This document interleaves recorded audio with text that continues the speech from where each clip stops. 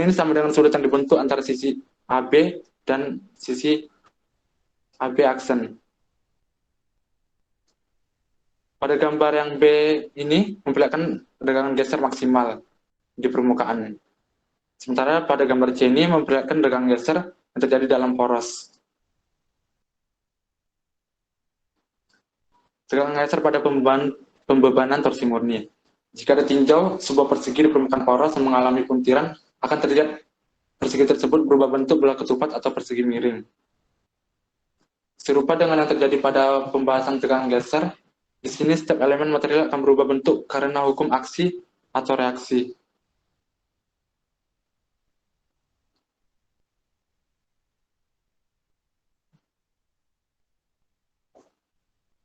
Selanjutnya itu pengandaian pada analisis beban puntiran tidak memperbolehkan perubahan bentuk berupa perubahan dimensi, perubahan sudut masih diperbolehkan.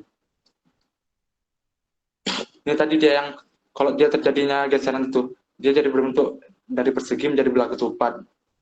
Kalau porosnya itu mengalami pergeseran. Demikian pula halnya dengan bagian dalam poros. Tegangan geser arah lain yang tegak lurus dengan tegangan geser penampang akan timbul pula untuk memenuhi kesetimbangan atau keadaan statisnya. Selanjutnya yaitu momen inersia polar. Material padat akan mempertahankan bentuknya ketika diberi beban. Pertahanan ini diberikan oleh setiap elemen pada porosnya, dan besarnya daya pertahanan oleh sekumpulan elemen dapat diwakili oleh nilai momen inersia polar yang merupakan penjumlahan momen inersia polar di setiap elemennya. Dalam hal poros berpenampang lingkaran, sekumpulan elemen ini merupakan elemen-elemen pada penampang porosnya. Selanjutnya itu sudut puntiran atau angle of twist. Beban torsi murni atau T akan menimbulkan tegangan geser material, dan material akan melawan dengan kekuatannya atau dengan G. Kekuatan perlawanan akan bergantung pula pada luas penampang yang diwakili oleh momen inersia polar atau IP M4. Untuk panjang porosnya atau L, beban torsi tersebut akan membuat poros terpelintir dengan sudut radian, di mana radian sama dengan torsi dikali dengan panjang porosnya dibagi dengan momen inersia polarnya dan dikali dengan kekuatannya. Selanjutnya beban motor. Beban motor sendiri terbagi menjadi 3, itu beban torka konstan, beban dengan variabel torka, dan beban dengan energi konstan. Di mana beban torka konstan itu merupakan beban di mana permintaan keluaran energinya bervariasi dengan kecepatan operasinya. Namun torkanya tidak bervariasi. Contohnya itu conveyor. Conveyor ini dapat kita lihat di alat untuk mengangkut barang di pesawat tersebut, dan rotary kilns itu merupakan tungku berputar dan pompa displacement konstannya. Sementara beban dengan variabel torka merupakan beban dengan torka yang bervariasi dengan kecepatan operasi. Contohnya itu pompa sentrifugal. Yang ketiga, beban dengan energi konstan merupakan beban dengan permintaan torka yang berubah dan berbanding terbalik dengan kecepatan. Contohnya itu peralatan-peralatan mesin. Ini merupakan gambar torsi mesin, di mana B merupakan jarak dari poros ke bendanya, F merupakan gayanya, dan W merupakan bebannya. Pada motor bakar sendiri, untuk mengetahui daya poros, hal yang harus kita ketahui dulu adalah nilai torsinya, di mana pengukuran torsi pada poros motor bakar menggunakan alat yang dinamakan dengan dinamometer. Selanjutnya kita masuk ke prinsip kerja torsi. Prinsip kerja torsi mesin adalah dengan memberi beban yang berlawanan terhadap arah putaran sampai putaran mendekati 0 rpm. Beban ini nilainya sama dengan torsi poros. Dapat kita lihat dari gambar di atas tadi, prinsip dasar dari dinamometer. Dari gambar di atas dapat lihat pengukuran torsi pada poros atau rotornya dengan prinsip pengereman dengan stator yang dikenai beban sebesar W. Mesin dinyalakan, kemudian pada poros disambungkan dengan dinamometer untuk mengukur torsi mesin pada poros. Untuk mengukur torsi mesin pada poros, mesin diberi rem yang disambungkan dengan beban pengereman atau pembebanan. Pembebanan selanjutnya diteruskan sampai poros mesin hampir berhenti berputar. Beban maksimum yang terbaca adalah gaya pengereman yang besarnya sama dengan gaya putar poros mesin atau F. Rumus umum torsi. Apabila satu benda berputar dan mempunyai besar gaya sentrifugal sebesar F, benda berputar pada porosnya dengan jari-jari sebesar B. Dengan data tersebut, torsinya adalah T sama dengan F kali B. Dan satuannya Nm atau Newton meter. Di mana T merupakan torsi benda berputarnya, F merupakan gaya sentrifugalnya, dan B adalah jarak dari pusat ke rotasi, dari benda ke pusat rotasi. Rumus torsi jika diberi beban. Dari definisi disebutkan bahwa perkalian antara gaya dengan jaraknya adalah sebuah torsi.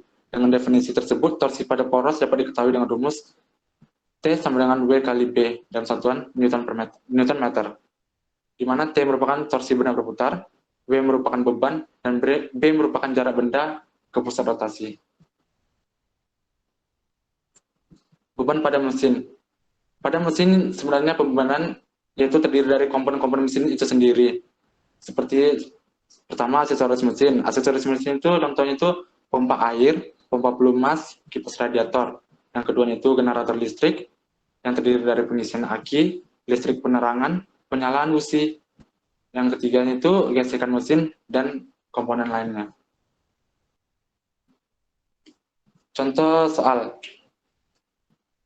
Hitunglah berapa beban pada torsi motor 10 HP dengan kecepatan 1500 rpm. Di sini diketahui HP dengan sama dengan 1000 HP, N atau kecepatan putar torsinya itu 1500 rpm, B atau jaraknya merupakan 40 cm, dan torsinya merupakan konstan dengan ketetapan 5250. Yang ditanya itu beban torsinya. Yang pertama kita cari dulu nilai torsinya, di mana torsinya terdapat dari rumus 5250 dikali HP per kecepatan. 5250 dikali 10 per 1500 sama dengan 35 lb feet sama dengan atau sama dengan 45,6 Newton meter.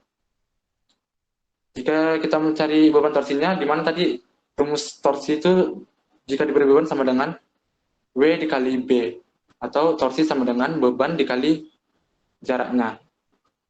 Maka beban sama dengan torsi dibagi dengan jaraknya. Beban sama dengan 45,6 Newton meter per 40. W sama dengan 1,14 Newton.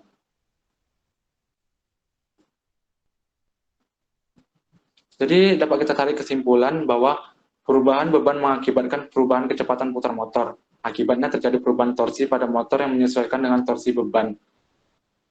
Jika bebannya semakin berat, maka torsi yang dihasilkan akan semakin besar pula, sehingga putaran motor akan menurun karena motor yang tidak biasa memberikan torsi yang besar sesuai dengan kondisi beban. Pengaruh besarnya torsi mekanik akan berdampak pada pengaruh besarnya torsi, maka akan berpengaruh pula semakin besar slipnya, semakin besar arus masuk, semakin besar arus rotor, semakin besar daya mekanik, dan semakin besar efisiensinya. Bila kondisi ini terus berlangsung, maka akan dapat memperpendek umur motor, karena inti dan kumparan motor menjadi panas dan akan merusak isolasi kumparan motor, sehingga motor cepat rusak. Sekian presentasi dari saya. Jika teman-teman ada yang ingin bertanya, dipersilakan. Terima kasih kami ucapkan kepada Manik. Untuk teman-teman yang ingin bertanya mengenai paparan materi yang telah disampaikan Manik, dipersilahkan untuk bertanya.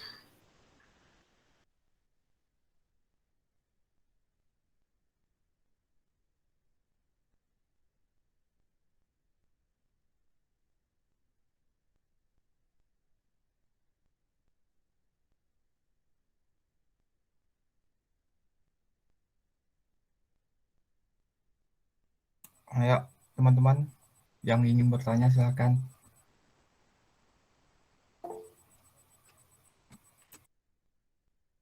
Ya, kepada Fadil, silakan.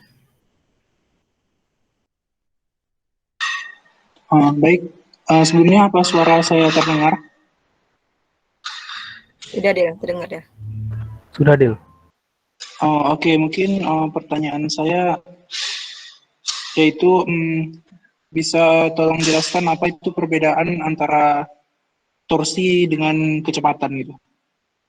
Atau sangkut pautnya, apa hubungan antara torsi dengan kecepatan motor? Mungkin bisa dijelaskan, sekian terima kasih.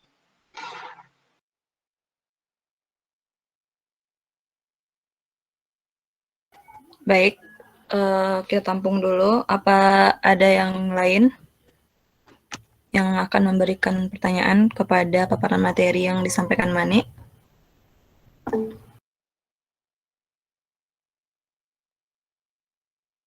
Dijawab aja dulu nggak, C? Kita jawab dulu. Oke, saya ulangi mengenai pertanyaan Fadil tadi, apa perbedaan antara torsi dan kecepatan motor? Atau lebih spesifiknya, apa hubungan antara torsi dengan kecepatan motor? Baiklah, kepada Mani, dipersilakan untuk menjawab. Baik, apakah suara saya terdengar? Sudah, Nek. Oke, saya akan menjawab pertanyaan Fadil mengenai hubungan antara torsi dengan kecepatan motor. Secara umumnya, kita dapat mengetahui hubungan antara torsi dan kecepatan ini, yaitu tenaga gerak yang dihasilkan dari sebuah motor listrik disebut dengan torka, dan biasanya satuannya itu Nm atau Newton meter kan. Jadi, jika kita memerlukan satu motor listrik yang memiliki tenaga putar yang lebih kuat, maka biasanya kita akan memilih motor listrik dengan daya yang besar. Selain itu, kecepatan putar motor listrik juga berpengaruh terhadap besar kecilnya tenaga putar yang dihasilkan. Jadi semakin besar RPM-nya, maka akan semakin kecil tenaga torsinya. Jadi dapat kita simpulkan semakin besar kecepatan perputarannya, maka semakin kecil tenaga dari torsinya. Apakah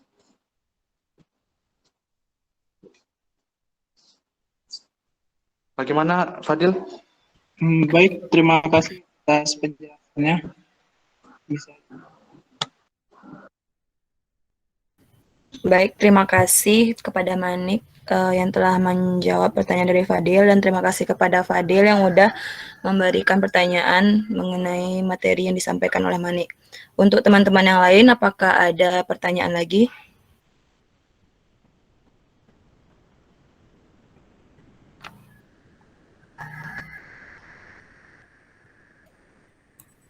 Izin, C, boleh bertanya, C?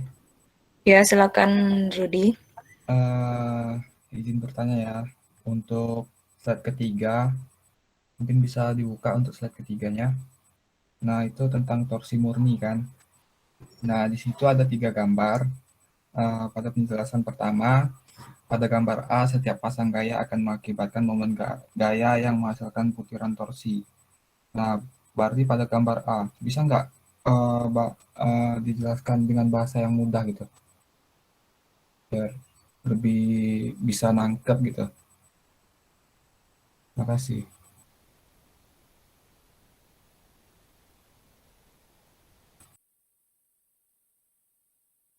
Terima kasih kepada Rudy. Untuk Kelvin Manik, dipersilakan untuk menjawab pertanyaan dari Rudy.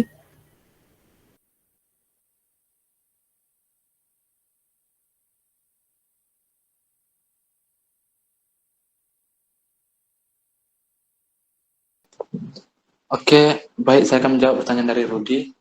Pada gambar A, di setiap pasang gaya akan mengakibatkan momen gaya yang menghasilkan puntiran atau torsi. Di sini maksudnya itu, pada gambar A ini kan dia terdapat ada 2 poros, itu poros pertama dan poros kedua. Jadi, kalau kita ingin menghitung besar torsinya atau hasilan puntiran torsinya, dapat kita menggunakan rumusnya itu tadi, torsi 1 sama dengan poros 1 dikali dengan diameternya atau jaraknya tadi. Makanya tadi resultan gaya pada porosnya itu 0, namun efek puntiran tetap bekerja walaupun resultan gayanya 0. Gitu. Apakah bisa dipahami? Bagaimana Rudi dengan paparan jawaban dari Mani? Apakah bisa dipahami?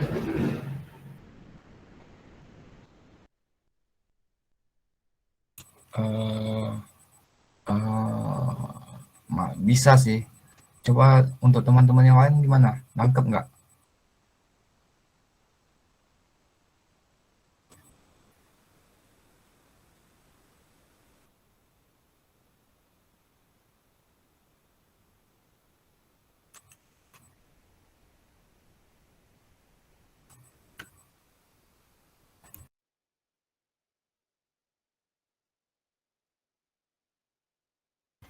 Mungkin kepada Kelvin Manik bisa diulang lebih jelas lagi jawaban dari pertanyaan Rudi tadi agar semua yang ada di Jimmy ini bisa memahami kembali.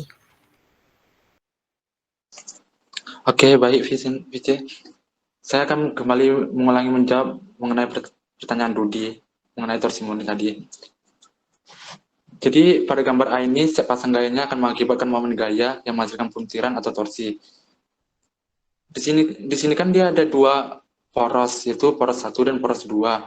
Dimana kalau kita menghitung torsi itu, kita dapat menggunakan rumus yaitu poros 1 dikali dengan diameter 1. Diameter torsinya. Makanya itu kita akan dapat nilai torsinya. Walaupun resultan gaya pada porosnya 0, namun torsinya tetap bekerja pada porosnya. Sedangkan pada gambar B dan C ini, dia tidak memiliki poros, sehingga dia dikatakan dengan torsi murni. Apakah bisa dipahami teman-teman? Jadi Nick, efek puntiran itu berarti efek torsi itu. Bisa diulangi, Beb? Jadi efek puntiran itu efek torsi itu ya. Ya, Beb, puntiran itu sama dengan torsi, Beb.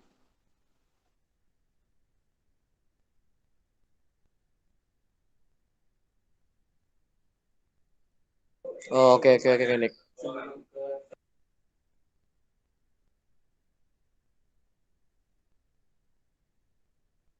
Mungkin nggak jelas ya. Untuk teman-teman yang lain, jika ada masih ingin bertanya silahkan ya. Kita diskusi. Ya, boleh kepada teman-teman yang lain. Jika ada yang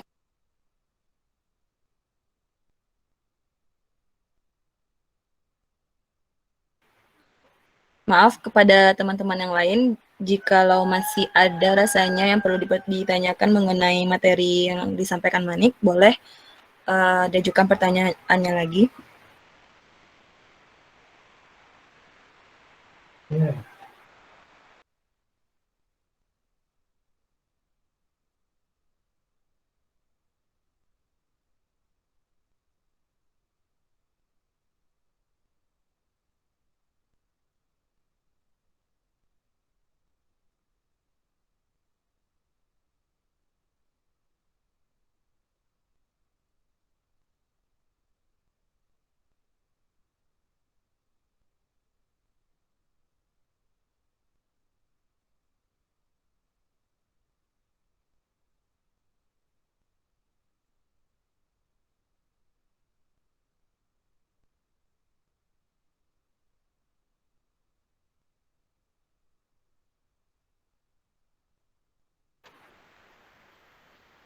Sepertinya cukup Baik. sih. Baik, berarti cukup untuk dua pertanyaan tentang materi yang disampaikan oleh Manik ini. Kepada Manik terima kasih kepada Manik yang telah memaparkan materinya.